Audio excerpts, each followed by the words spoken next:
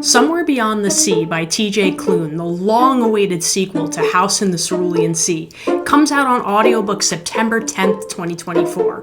And somehow I got my hands on an advance copy. So here's my advance review of everything you can expect, spoiler-free.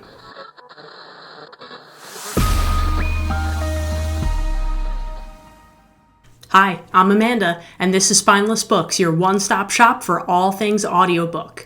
Now, as many of you know, I'm an educator, so anytime there's an opportunity for an educator, I get excited and I sign up.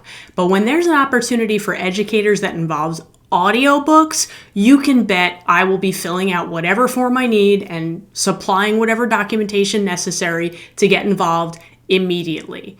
And that's what happened last month. I learned about a Libro FM program for educators where once a month free audiobooks are granted and you can download whatever you want. The hope is that you'll use them in your classroom. So I signed up, even though honestly I probably won't use them in my classroom, but I signed up and I was shocked. Because the first month I'm doing this, I log in, I see the list, and there's House in the Cerulean Sea's sequel, Somewhere Beyond the Sea. Now, what were the other audiobooks, you ask? I couldn't tell you, because all I saw was that. I downloaded it, I thought it was a figment of my imagination, I thought maybe it won't work until the date, but it worked. So immediately after I tested the audio, I hit pause, and I did what any dedicated TJ Klune fan would do. I went back and I re-listened to The House in the Cerulean Sea. I adore the audiobook of The House in the Cerulean Sea. It's a masterpiece. It might even be perfection. I don't think that's too far-fetched. Daniel Henning's narration is absolutely outstanding. He does a unique voice for every character. They're really distinct. They're really, really clear and recognizable. And I don't actually think I could read the book without hearing them in my head because they're just so memorable. So I was really pleased to see that Somewhere Beyond the Sea was also narrated by Daniel Henning because how could you choose someone else, honestly? He is the voice of each of the characters. Chauncey and Sal and Theodore and Zoe and Arthur and Linus and Lucy and Talia and Fee. He's all of them. So it was really comforting. And truthfully, going from book 1 to book 2, it felt like I was reading the exact same book. There was no jump. There was no disconnect. He just got right into it and it was exact. Perfect match to the first book. I actually think it's possible that Daniel Henning is a national treasure, or at least should be. So the book itself, in many ways, is exactly like House in the Cerulean Sea, and in many ways it's very different. House in the Cerulean Sea, heartwarming, adorable, cozy, and it has all those qualities, but this book dives into some much deeper subject matter, much more controversial, much more edgy, and much more necessary. But here's the brilliant thing. TJ Klune fits all of these more serious and important issues into the same world that we've already grown to love in House in the Cerulean Sea. Somewhere Beyond the Sea does not change in feel from the first book. Yes, the things that the characters face are more serious, but no, it doesn't feel like you're moving out of a world or things are changing. It just feels like it's the same characters you love handling some harder stuff. Brilliantly, TJ Klune allows his characters to grow and mature just enough in this book. They're not different than you remember. They're not suddenly alternate people, but they've grown and they've grown together, and it's appropriate and it's really beautiful.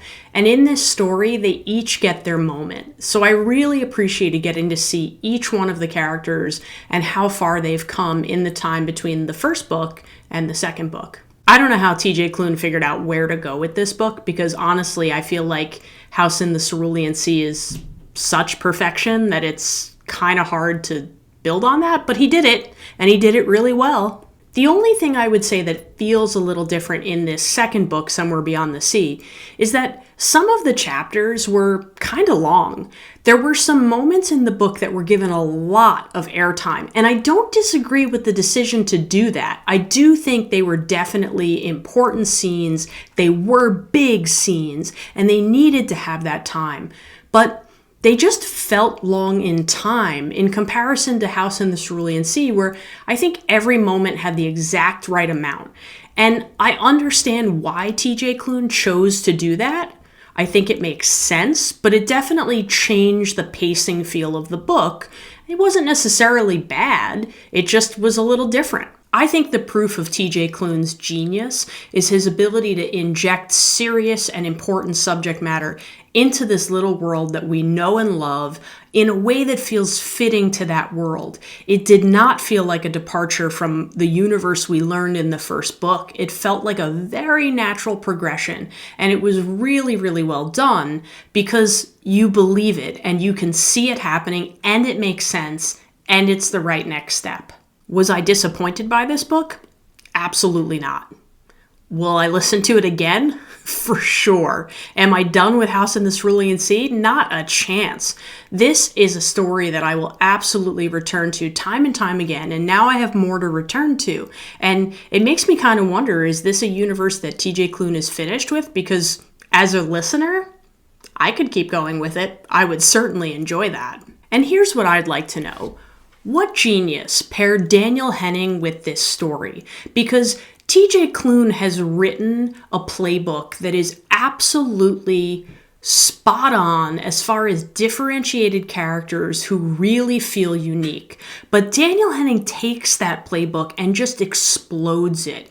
And I'm so happy to see that he narrated this book because I can't imagine hearing Chauncey any other way. I don't even know how to spell Marcius Island because I've never seen it on paper, only doing the audiobooks, but I can hear Arthur say it. I can hear Linus say it. I can hear Zoe Chapelwhite say it. So it's so amazing to me that someone can give so much life to something that would be flat on a page and already had a lot of life flat on that page. But Daniel Henning just explodes it, like I said, and it's amazing. If you're someone who's only ever read this book on paper, I really urge you to try it on audiobook. It's just a whole dimension that you're missing. And okay, I get a paper book for sure, but at the same time, hearing the voices that Daniel Henning gives these characters is just breathtaking.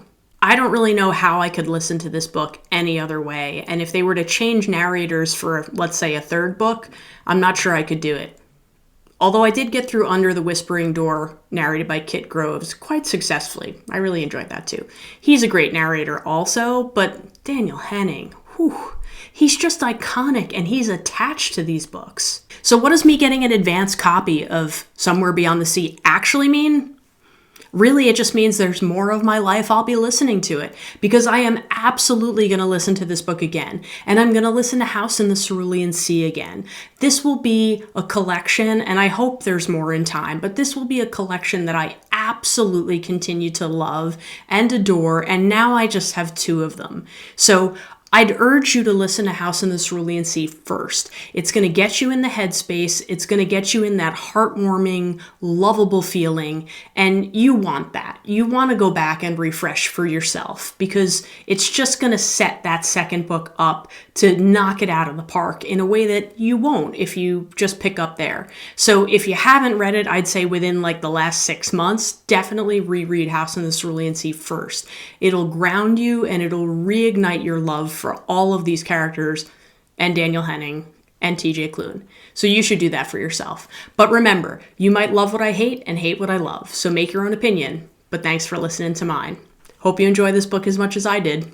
Don't forget to like and subscribe. Thanks.